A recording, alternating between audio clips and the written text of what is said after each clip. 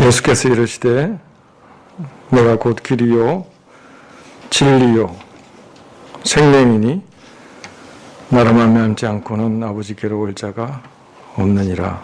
아멘.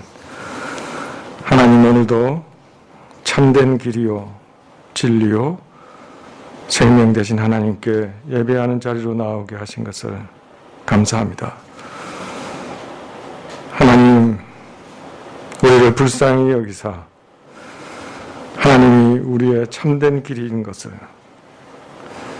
우리의 참된 진리인 것을, 그리고 우리의 참된 생명 되신 것을 깨달아 알게 하여 주옵소서. 우리의 입술은 이것을 되뇌이고 되뇌이지만 우리의 마음과 생각과 그리고 우리의 삶은 하나님이란 우리의 입술 고백과 거리가 먼 것을 고백합니다. 하나님과 하나님께서 친히 우리 가운데 두신 하나님의 말씀만이 우리의 갈 길이고 우리가 따라갈 진리이고 이미 우리의 참된 생명이 되신 것을 진실로 고백하게 하여 주옵소서. 하나님, 진리의 영을 우리에게 허락하여 주사 이 세상 가운데 겉으로만 포장된 길과 진리와 생명의 실체를 꿰뚫어 보게 하여 주시고 이들로부터 우리를 보호하여 주시고 속이는 악한 영의 괴계를 부숴 주시기를 간절히 소망합니다. 하나님, 이 땅의 교회 가운데 길이요 진리요 생명 되신 하나님의 말씀만이 힘있게 선포되게 하여 주옵소서.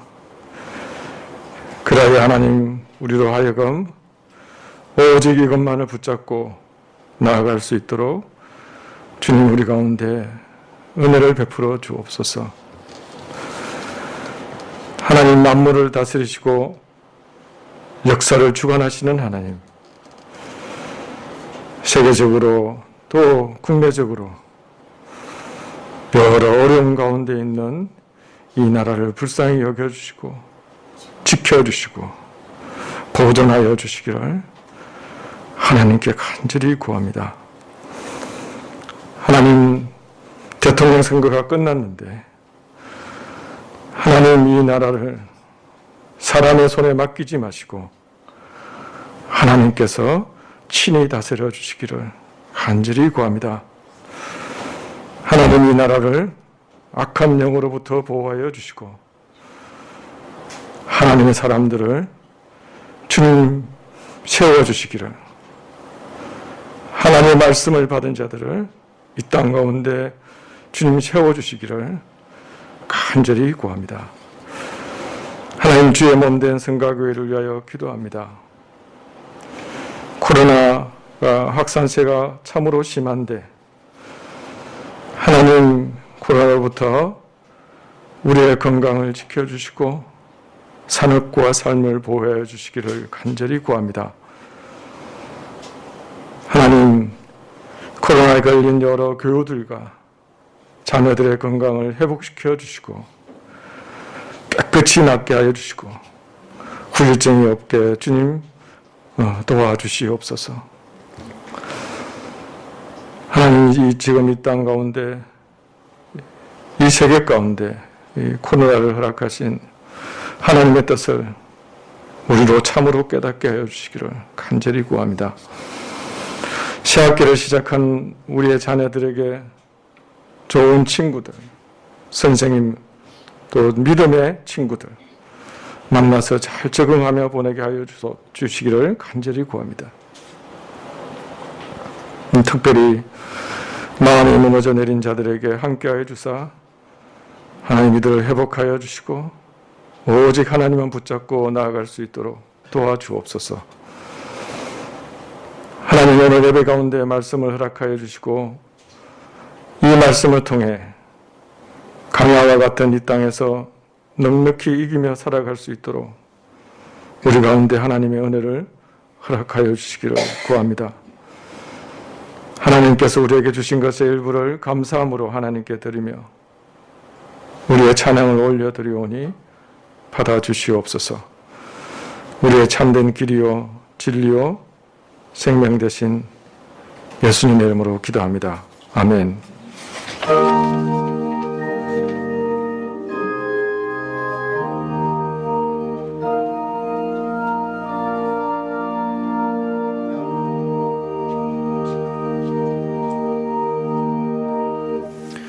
네, 말씀은 마태복음 17장 24절부터 27절까지 말씀입니다.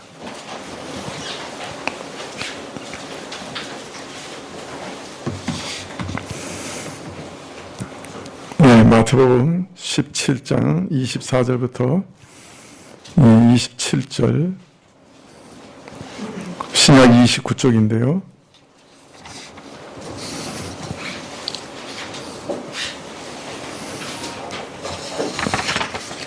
네, 24절부터 제가 봉독해 드리겠습니다.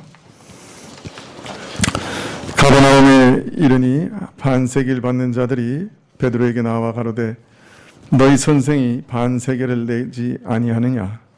가로되 내신다 하고 집에 들어가니 예수께서 먼저 가라사대 시몬아 내 생각이 어떠하뇨? 세상 임금들이 네게 관세와 정세를 받느냐? 자기 아들에게냐 타인에게냐? 베드로가 가로되 타인에게니이다. 예수께서 가라사대 그리하면 아들들은 세를 면하리라. 그러나 우리가 저희로 오해케 하지 않기 위하여 내가 바다에 가서 낚시를 던져 먼저 오르는 고기를 가져 입을 열면 돈 1세겔을 얻을 것이니 가져다가 나와 너를 위하여 주라 하시니라. 아멘.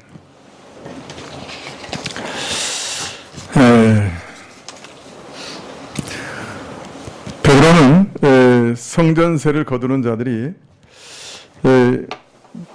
너희 선생님도 성전세를 내시겠지 이렇게 질문하자 아마 당연히 예수님께서 성전세를 내실 것이다 이렇게 생각하고 아주 긍정적으로 답변을 했습니다. 내실 거야. 그런데 집으로 돌아오자 베드로가 모든 것을 아시고 사람의 마음까지 또 세상의 모든 만물의 본질을 꿰뚫어 아시는 예수님께서는 이 성전세를 내는 이 일을 통해서 또 베드로에게 십자가와 부활의 의미를 가르치는 기회로 삼으시려고 하셨지요. 그래서 성전세를 내는 것을 빌미로 이 임금의 아들들은 세금을 내지 않는 것이 당연하지 않느냐 이렇게 질문을 하십니다. 이를 통해 예수님께서 참 하나님의 아들, 온 세상의 임금이신 하나님의 참 아들이시다 하는 것을 드러내셨지만은 동시에 이제 참 임금의 아들들이 그 세금에서 자유한 것처럼 예수님께 연합된 아들들은 모든 속전에서 자유하다 하는 것을 드러내셨습니다. 왜냐하면 십자가 부활을 통해서 이제 예수님께서 자신에게 속한 모든 이들의 생명의 속전을 지불하실 것이기 때문이었죠.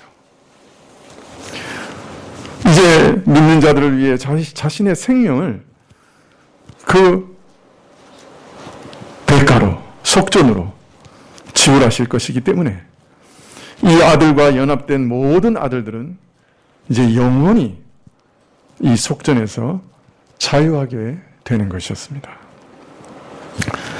예수님께서는 자신의 십자가와 부활이 바로 모든 죄인의 생명값을 지불하는 속전의 의미가 있다 하는 것을 이 사건을 통해 가르치셨던 거죠.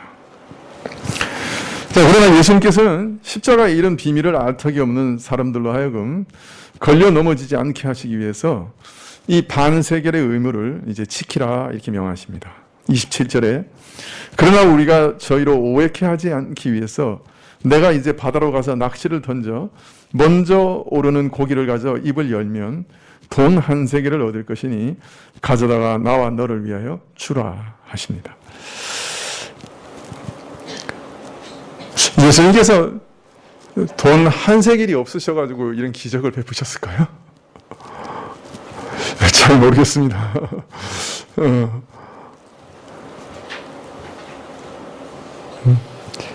정도로 가난하셨을 수도 있겠죠. 그러나 이것은 또 어떤 면에서는 하나의 표적이요, 또 어떤 면에서 상징이요, 무엇인가를 의미하는 표가 아닐까, 그런 생각이 듭니다. 한편으로는 세금을 거두는 자들이 실족하지 않도록, 또 이 복음이 율법을 부인한다고 하는 오해와 반발을 불러일으키지 않도록, 그러나 더 적극적으로는 이제 그가 당하실 십자가의 죽음과 부활이 구약의 그림자로서 예표했던 모든 것들, 그 속전마저도 성취하며 온전케 하실 것을 알리기 위해서 예수님께서는 이 기적 가운데 이 속전을 드립니다. 자신이 모든 죄인들의 속전을 십자가에서 지불하실 것을 보이기 위해 베드로에게 물으시고 비유로 가르치신 후에 낚시로 낚은 물고기 입에서 이적으로 얻게 하신 은 한 세겔로 예수님 자신과 베드로를 위하여 속전을 바치게 하셨던 것이죠. 먼저 베드로는 낚시하여 얻은 고기 입에서 한 세겔을 얻은 일을 통해 바로 예수님께서 천지의 모든 것을 아시고 모든 것을 자신의 뜻대로 주관하시는 전능하신 하나님이다 하는 것을 다시금 확인하게 되죠. 물속에 있는 물고기, 그리고 그 물고기 입에 있는 한 세겔, 그리고 그 물고기가 베드로의 낚시에 걸리게 하시는 그 일까지 모든 것을 다 아시고 모든 걸 다 하실 수 있는 분이에요. 매우 작은 이적이지만 그러나 이것을 통해서 바로 이분이 하나님이시다, 하나님의 아들이시다 하는 것을 드러내시는 것이죠. 마태복음 16장에 가이사랴 빌립보에서부터 계속해서 하나님의 아들이신 그리스도이십니다 하는 이 고백의 의미가 뭔지를 계속해서 가르쳐주고 계시는 것이죠. 그러나 동시에 이 하나님의 아들이 이제 자원해서 자신의 생명으로 모든 죄인들의 속전이 되기 위해 지금 십자가를 향해 나아가고 계시다 하는 것도 동시에 이 표적은 드러내고 있는 것입니다. 지금 예루살렘으로 올라가시는 분이 누구냐? 바로 이 하나님의 아들이시다. 자, 베드로는 이적을 통해 속전 한 세겔로 예수님과 자신의 속전을 지불합니다. 그러나 각각의 속전에 담긴 의미는 조금 다르죠. 그리스도께서 드리신 반세겔 속전은 이제 십자가에서 자기 백성을 위하여 완전한 속전을, 자신의 생명으로 완전한 속전을 드리실 것을, 완전한 구속을 이루실 것을 나타내인 표입니다. 반면에 베드로가 드린 속전은 이 그리스도의 구속을 통해서 자신의 영혼과 생명을 위한 속전이 이제 치러지게 될 것이다 하는 것을 드러내는 표입니다. 따라서 물고기 입에서 나온 이 한 세겔은 속전을 바치라고 하신 모든 율법의 규례가 완전히 완성되고 성취될 것을 알리는 표라고 말할 수가 있는 것이죠. 자, 그런데 오늘 말씀에서 저희로 오해케 하지 않기 위해서, 직역하면 실족하지 않게 하기 위해서라는 말씀을 주목할 필요가 있습니다. 왜냐하면 예수님께서는 아들로서 성전세를 내지 않을 자유와 권리가 있음을 분명히 말씀하셨음에도 불구하고 연약한 자들을 위해서, 저들이 실족하지 않기 위해서 그 자유와 권세를 유보하는 원리를 오늘 보여주고 계시기 때문입니다. 그래서 우리는 이 말씀에 주목할 필요가 있습니다. 사실 이것은 우리 성도들의 삶에 있어서는 굉장히 큰 원리입니다.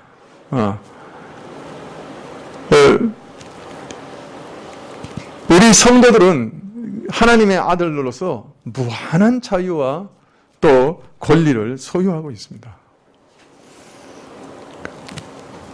그런데 성경은 다른 사람들의 유익을 위해서, 다른 사람들이 혹 실족하지 않도록 하기 위해서 이 자유와 권리를 항상 유보하고 또는 때로는 포기해야 된다고 가르치고 계십니다.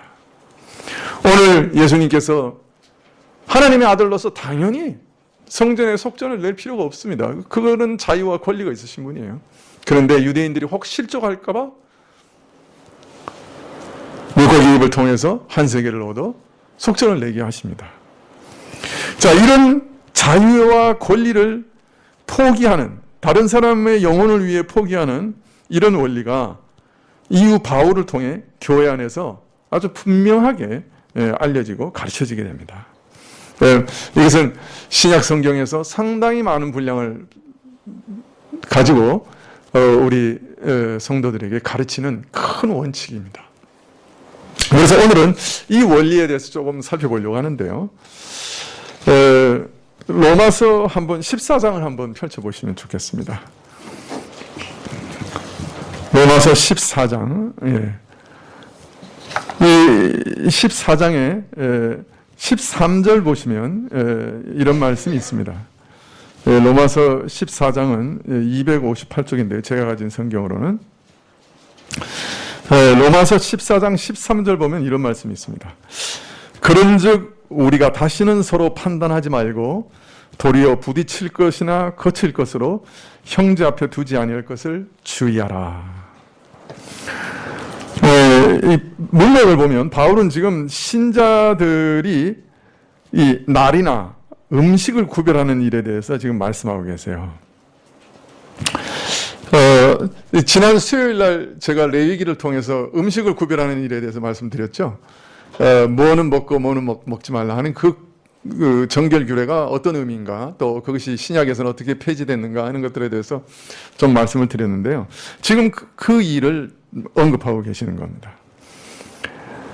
그러면서 이러한 정결 규례, 또 이러한 그 안식일이나 또는 뭐 희년이나 뭐 이런 여러 가지 날들, 또 제사 지내는 것, 이런 것, 또 할례, 이런 것들에 대해서 말씀하시면서 신자들이 항상 모든 일에 유념해야 할 대원칙을 지금 밝히고 계십니다. 그것은 거칠 것을 형제 앞에 두지 말라. 즉 너희 자유가 형제에게 거침돌이 되지 않도록 항상 주의해라. 이렇게 가르치고 계시는 거예요. 자, 바울은 여러 제사를 드리는 것, 뭐 구약에는 제사가 많죠. 우리가 레위기를 지금 읽고 있는데요. 뭐 번제나 속죄제나 속건제나 뭐 화목제나 소제나 뭐 아주 제사들이 많죠. 또 부정한 음식을 피하는 것, 이런 것은 먹고 이런 것은 먹지 말라, 이런 말씀들. 또 안식일이나 여러 날들을 지키는 것, 할례를 행하는 것, 이런 것들에 대해서 신약에서 말할 때 특히 바울이 한편으로는 매우 엄격하게 이것들을 금합니다. 구약의 율법이나 의식과 절기를 지키는 것이 구원에 이르는 어떤 필수적인 조건이고, 사람이 구원 얻기 위해서는 그리스도의 은혜에 이런 것들을 반드시 추가해서 지켜야 된다고 생각하는 사람들, 즉 오직 그리스도의 은혜만으로 우리가 구원을 얻는다 하는 그 그리스도의 충족성을 부인하는 사람들에 대해서는 아주 엄격하게 말합니다. 이게 다른 복음이고 이단이다. 너희는 이제 그리스도와 상관없는 자들이다.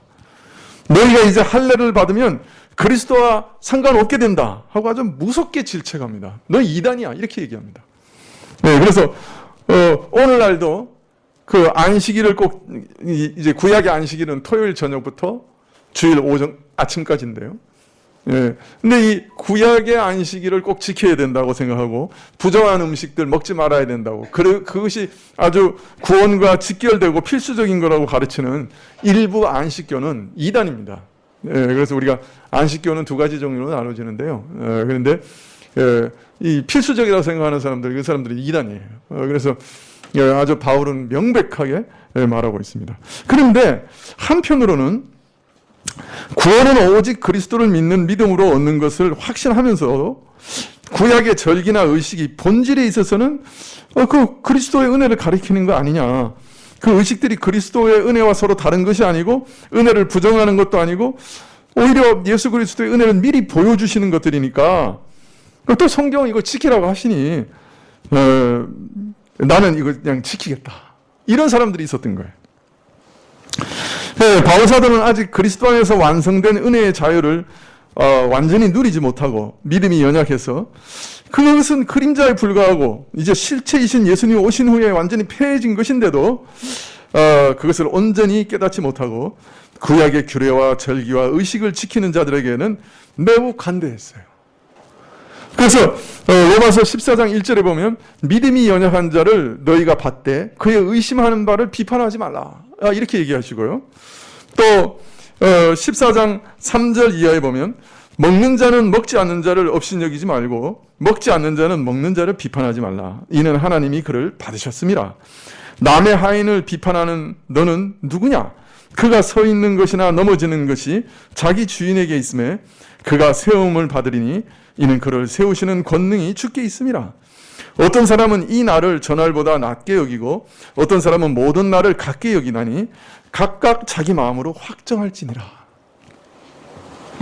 즉 어떤 음식물을 가려 먹는 것, 먹고 먹지 않는 것, 또 율법이 명한 여러 날들을 지키고 지키지 않는 것, 뭐 예를 들면 안식일을 지키느냐 지키지 않느냐 이런 것들은 각자의 양심과 믿음을 따라하라 이렇게 명령하고 계시는 거예요.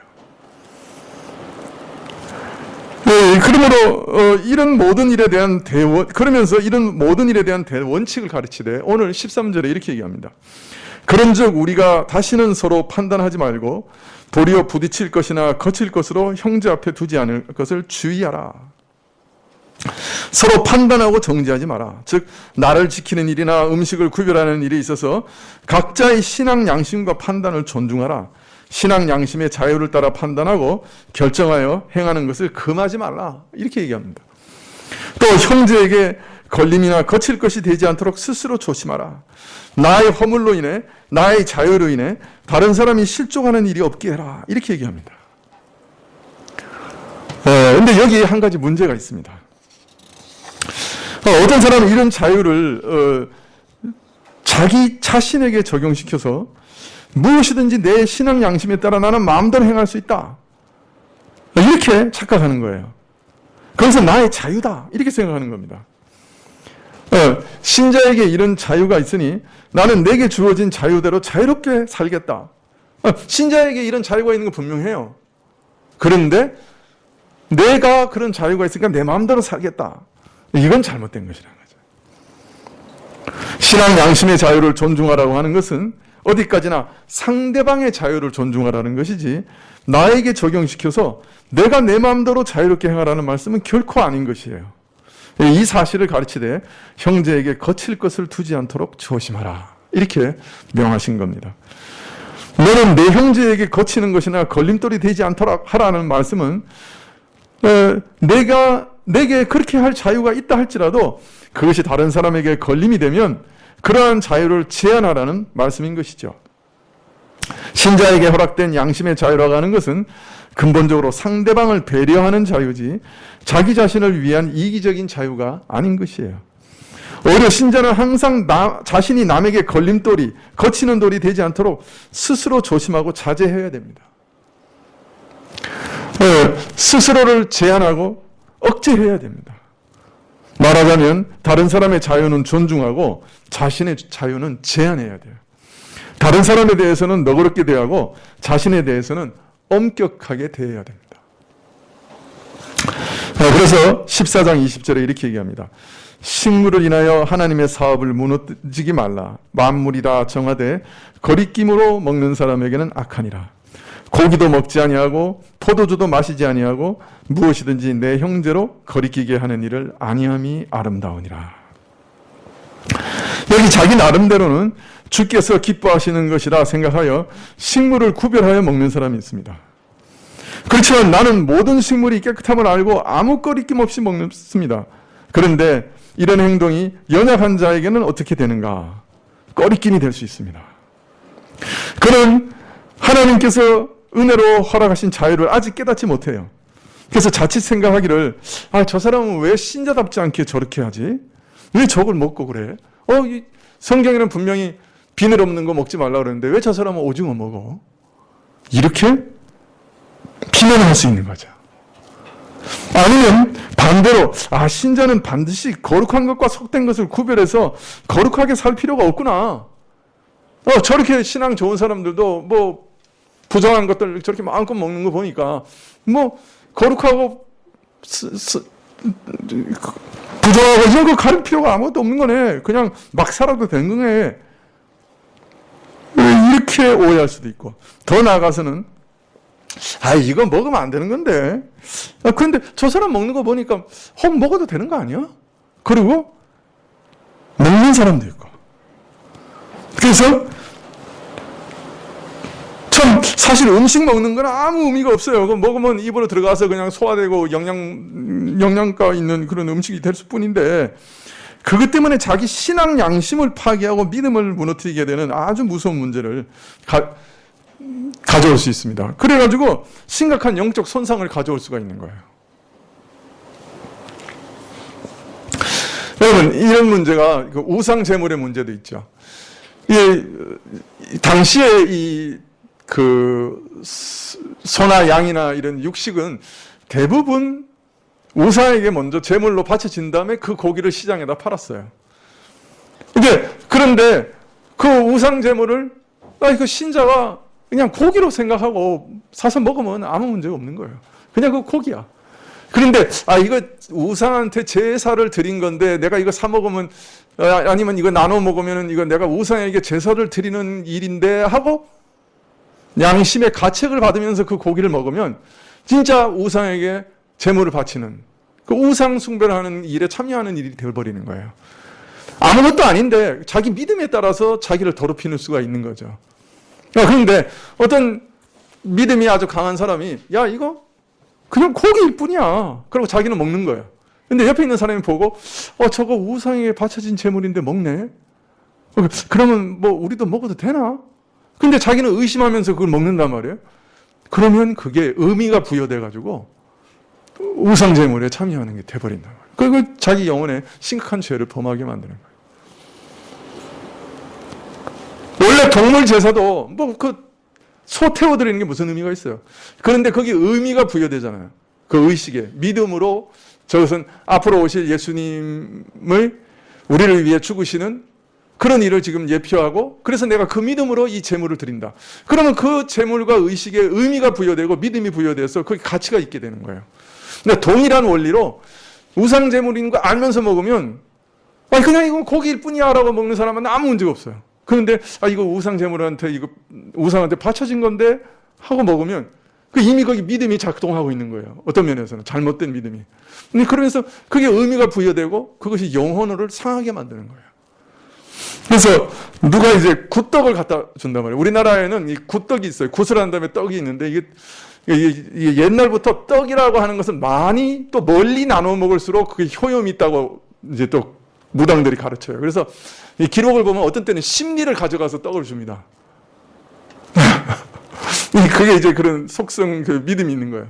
그래서 이제 아파트에서도 한 번도 서로 소통한 적이 없는데 누군가 문을 두들겨요. 문을 딱 열면 떡을 딱 내밉니다.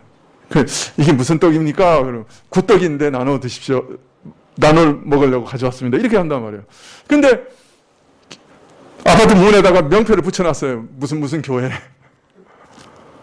그럼 내가 그걸 받아서 먹으면 그 사람이 오해할 수가 있어요.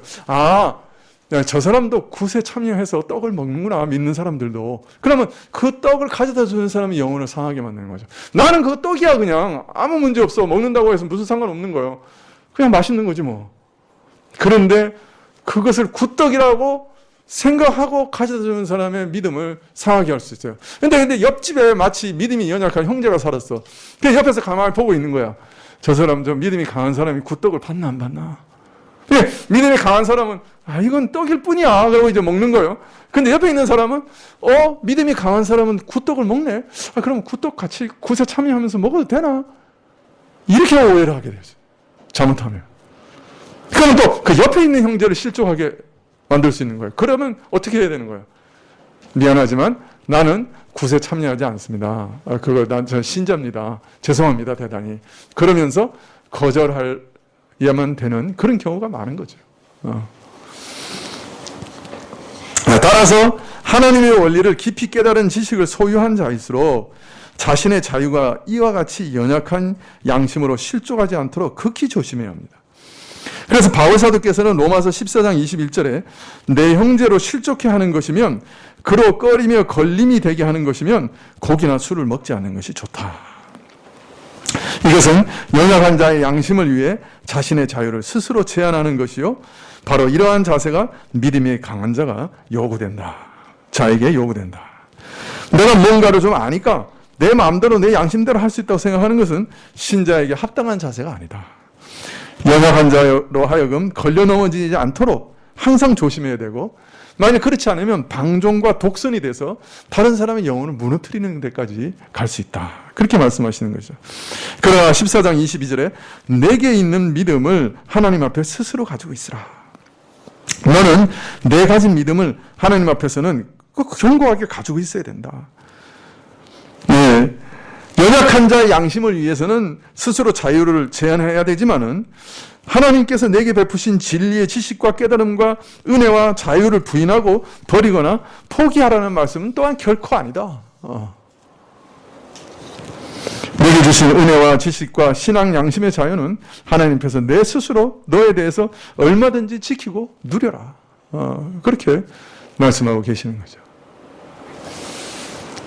다만 교회 내에서 연약한 자의 양심을 배려해야 될 그런 경우에는 너는 너의 양심을 마음대로 사용하지 말고, 그 자유를 마음대로 사용하지 말고 반드시 배려해야 되고, 네가 마음대로 네 자유를 누리려고 하다가 연약한 자를 실족하게 한다면 큰 죄를 범하는 것이다. 그러므로 조심해야 된다. 이렇게 알리고 계시는 겁니다.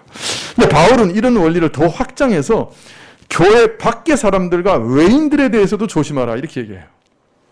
지금까지 로마서에서 말한 거는 교회 내에 연약한 믿음을 가진 자들에 대해서 조심하라 이렇게 얘기하셨잖아요. 근데 바울은 여기서 그치지 않아요. 심지어는 외인들에 대해서도 조심하라 그래요. 고린도전서 9장 19절에 이렇게 얘기합니다. 내가 모든 사람에게 자유하였으나 스스로 모든 사람에게 종이 된 것은 더 많은 사람들을 얻고자 함이라.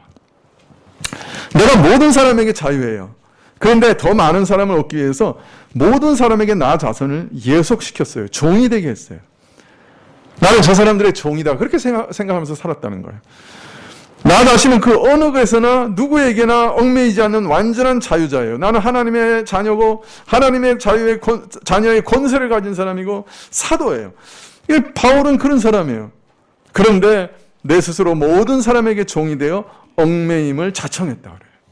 그 이유와 목적은 더 많은 사람을 얻기 위해서, 더 많은 사람으로 복음의 은혜를 입어 구원 얻게 하기 위해서, 한 사람이라도 더 그리스도의 복음의 은혜에 참여하기 위해서, 저들로 영생의 은혜를 받아 누리게 하기 위해서 나는 모든 사람의 종이 되었다. 내 모든 자유와 고난을 포기하고 스스로 모든 종류의 얽매임을 짊어졌다. 그렇게 말씀합니다. 바울은 바로 이어 구체적인 예를 들어 이렇게 얘기합니다. 9장 20절에, 고린도전서 9장 20절에 유대인들에게는 내가 유대인과 같이 된 것은 유대인들을 얻고자 함이요 율법 아래 있는 자들에게는 내가 율법 아래 있지 아니하나 율법 아래 있는 자 같이 된 것은 율법 아래 있는 자들을 얻고자 합니다. 유대인을 얻기 위해서 유대인처럼 됐다. 그렇게 얘기해요. 예전의 모든 그 언약과 옛 언약과 제도와 규례에 이제 자신은 완전히 자유하지만 여전히 얽매여 있는 유대인들에게 복음을 전하기 위해서 마치 바울 자신도 아직 율법 아래 있는 자처럼 행동했다는 거예요. 즉 바울은 그리스도 안에서 옛 율법의 규례들로부터 완전히 자유하지만 아직 자유를 누리지 못하는 자들, 알지 못하는 자들, 무지한 자들을 배려해서 자신의 자유를 제한했다 그래요. 스스로 유대인의 얽매임을 짊어졌다. 그래서 유대인들로 하여금 실족치 않게 하려 하였다 그럽니다. 할례 같은 경우 성령께서 마음에 행하시는 영적 할례가 진정한 할례예요. 그래서 이제 육적 할례는 다 폐지됐어요. 그래서 구원을 받기 위해서 할례를 행해야 됐다고 생각하는 것은 이단이에요. 교회 내의 이단이에요. 그래서 아주 강력하게 할례를 구원의 수단으로 사용하는 것은 반대예요. 그래서 헬라인 디도가 할례 받는 것도 아주 반대합니다. 그런데 반대로 유대인들로 하여금 실족하지 않기 위해서는 저 사람은 하나님께서 세우신 거룩한 할례 제도를 능멸하는 자다 하는 이런 오해를 받지 않기 위해서, 또 모세가 베푸신 율법과 언약을 부인하는 자라는 그런 오해를 받지 않도록 하기 위해서 필요한 경우는 할례를 받게 하기도 했어요. 그래서 사도행전 16장 3절을 보면 디모데에게 그 지방의 유대인들을 인하여 할례를 받게 하였다, 그렇게 말하고 있습니다. 유대인들 안에 사역하기 위해서 아직 할례를 받지 않는, 그죠? 그 디모데에게 너 할례 받아. 유대인들 속에 들어가려면 할례 받아야 되겠다. 이렇게 생각한 거예요. 이렇게 해서 오히려 권했다 그래요. 그래서 어떤 경우에는 할례 절대로 못 받게 하고, 또 어떤 경우에는 할례를 받게 했어요. 그게 다 한 사람이라도 생명을 더 구원하기 위해서 그렇게 했다. 동물 제사에 대해서도 그리스도께서 이제 그 제사가 예표하는 모든 온전한 제사를 다 드렸어요. 십자가에서 단 한 번에 영단번에 완전한 제사를 드리셨어요. 그래서 더 이상 성전에서 짐승 잡을 필요가 없어요. 이제는 그 불필요한 일이에요. 다 폐해졌어요. 그러나 사도행전 21장 20절에 보면 예루살렘 교회 지도자들이 너가 이 모세의 율법을 계속 부인하는 자라고 오해하는 자들이 많아. 그러니까 저들을 실족하지 않기 위해서 성전에서 맹세를 마치는 그 제사를 드리고 또 그 제사의 비용을 좀 대면 좋겠다. 그랬을 때 바울은 아주 기꺼이 제사를 같이 드렸어요. 그리고 그 비용도 같이 다 됐어요.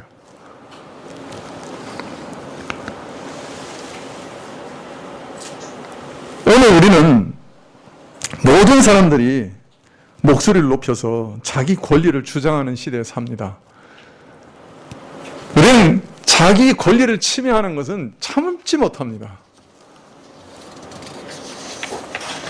내 자유와 권리는 누구도 빼앗지 못하는 것입니다. 그러나 신자는 다릅니다. 자신의 권리를 포기하면서까지 다른 사람의 요구와 필요를 채우기 위해 살아가는 사람이 바로 신자입니다. 다른 사람이 실족하지 않도록 하기 위해 자신의 자유를 절제하고 권리를 포기할 줄 아는 사람이 신자입니다. 오늘같이 이런 사람들이 필요한 때가 없다고 생각합니다. 여러분 바로 이웃과의 관계를 한번 생각해 보십시오. 그 이웃의 영혼을 구원하기 위해서 여러분이 조심하고 그 손해보고 여러분의 자유를 제한하는 그런 일들이 있습니까?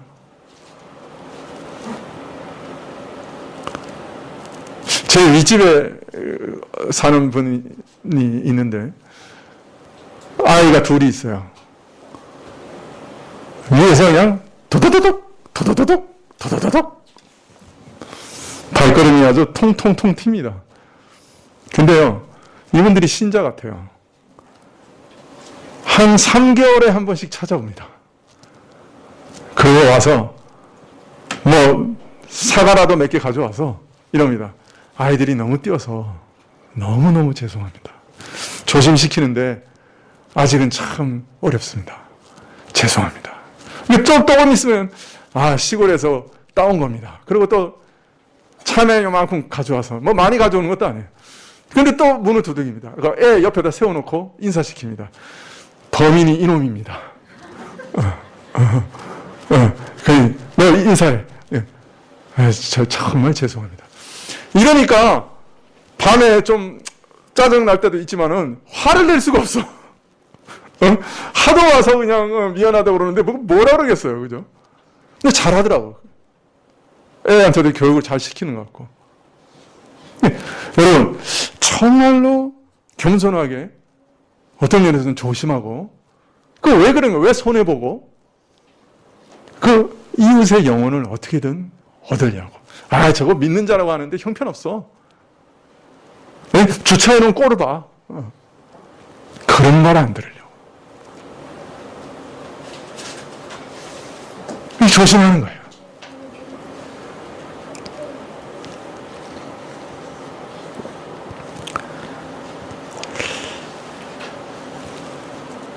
특히 목회자들은 조심해야 돼요.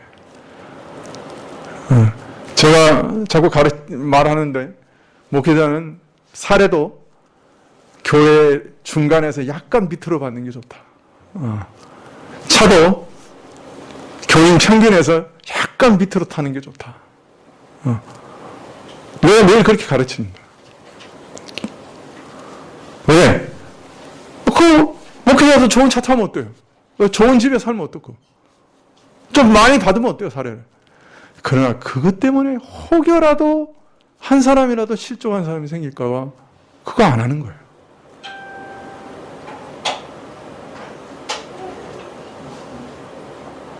한 사람이라도 상처받는 사람이 생길까 봐 그거 안 하는 거예요. 아, 우리 교회는 모든 헌금이 목사님한테 다 들어가.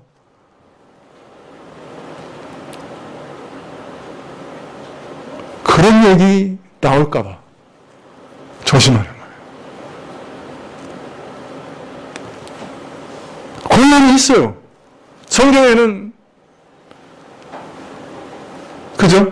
수소하는 소의 입에 멍에를 묶지 말라 그랬어요. 매지 말라 그랬어요. 소가 가다가 추수하다가 몇 대를 돌다가 배고프면 그거라도 좀 집어 먹도록 내가 뭐라 두라 그래요.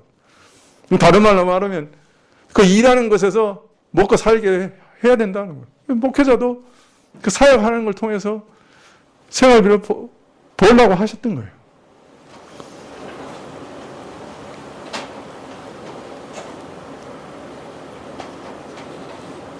그러나 혹여라도 그걸로 인해 상처가 받는 사람이 있으면 차라리 굶을지언정 그렇게 하지 않는 거예요. 안 받는 거예요.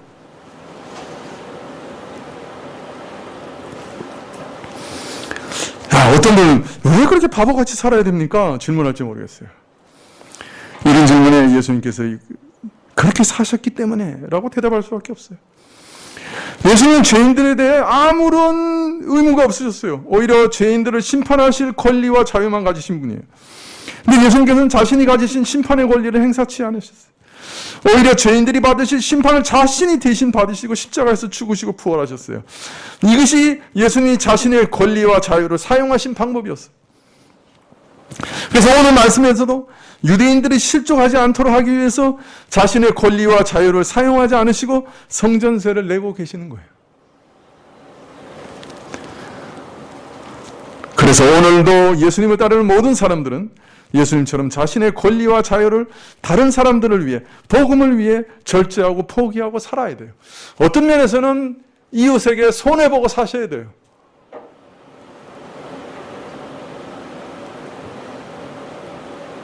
이웃에게 손가락질 당하면 안 돼요. 저 믿는 거라고 하는 게 맨날 교회, 자기 이익만 세우고 소리 높여 싸우고 왜 저것 때문에 내 교회 안 가? 그렇게 무서운 실족을 만들어내면 안 돼요.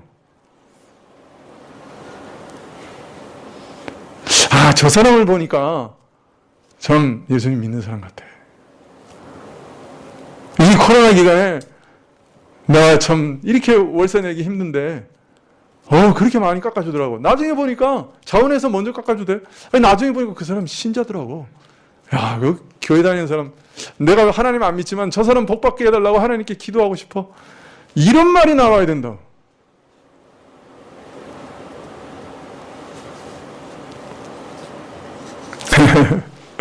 어렵죠?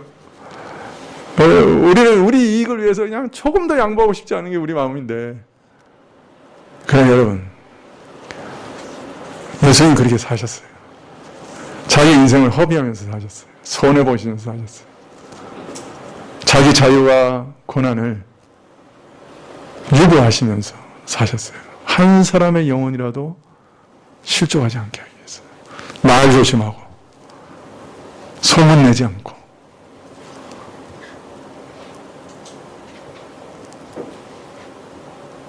어떻게든 다른 사람이 실족하지 않도록 조심조심 얇은 얼음장 위를 걷는 것처럼.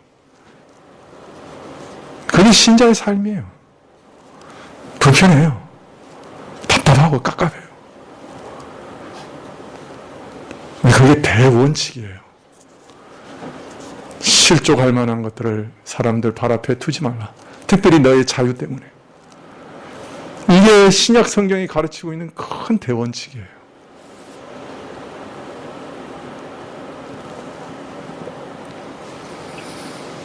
상대방에게 참으로 유익하다고 하면 내 스스로가 내 고난과 자유를 다 포기하고 모든 얽매임을 스스로 짊어지는 것이 연약한 자를 배려하는 그리스도의 사랑이기 때문에, 참으로 이렇게 하는 것이 저 사람에게 유익하다고 하면, 저 사람을 실족하지 않고 보호하는 것이라고 하면, 저 사람으로 은혜를 깨닫고 누리게 하는데 도움이 된다고 하면 나는 내 고난과 자유를 다 포기하고 어떠한 얽매임이라도 내 스스로 짊어지리라.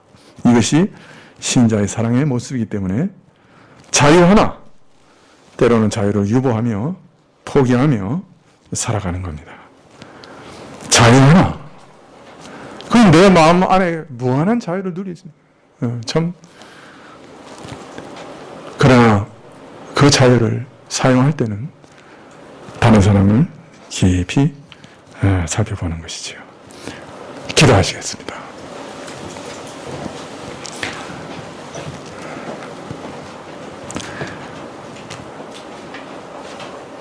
아버지 하나님, 한 영혼을 위해서라도 주께서는 이 땅에 오셨을 겁니다.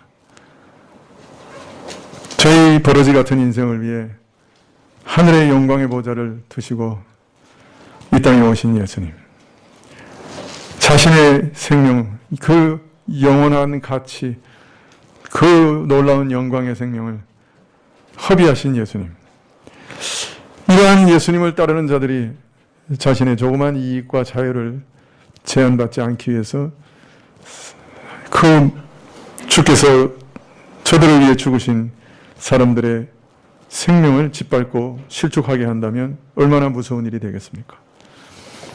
주님, 저희 안에 깨달음을 주십시오. 어찌하든지 참 상처받거나 실족하는 사람이 한 사람도 없도록 조심하고 또 조심하며 우리의 삶의 모든 일을 결정하고 행할 수 있도록 허락해 주십시오. 예수님의 이름으로 기도합나이다. 아멘. 216장 찬송하시겠습니다.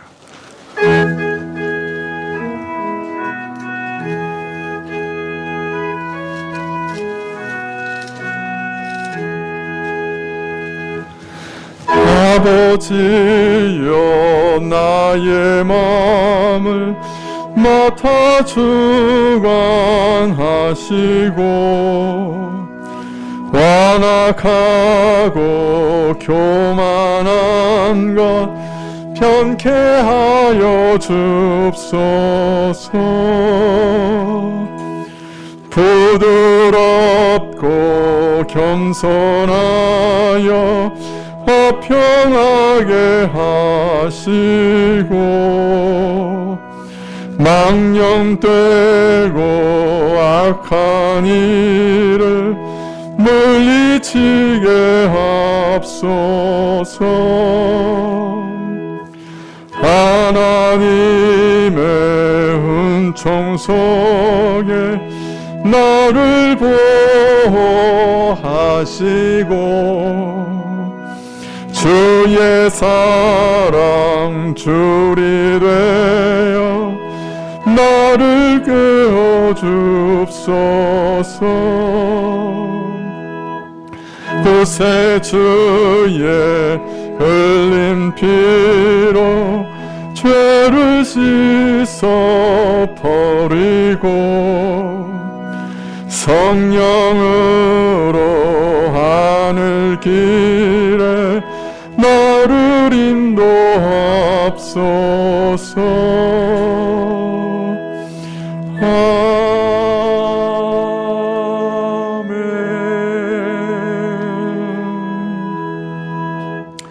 지금은 우리 주 예수 그리스도의 은혜와 하나님 아버지의 그 크신 사랑과 이 은혜와 사랑을 깨닫게 하시고 누리게 하시는 성령님의 교통하시고 역사하심이 참으로 자유한 자들이나 그 자유를 속박하고 제한하며 한 사람이라도 주께 돌아오게 하고 또 실족지 않게 하기 위해 조심하기로 머리 숙인 주의 백성들 위해 지금부터 영원까지 함께 하실지어다. 아멘.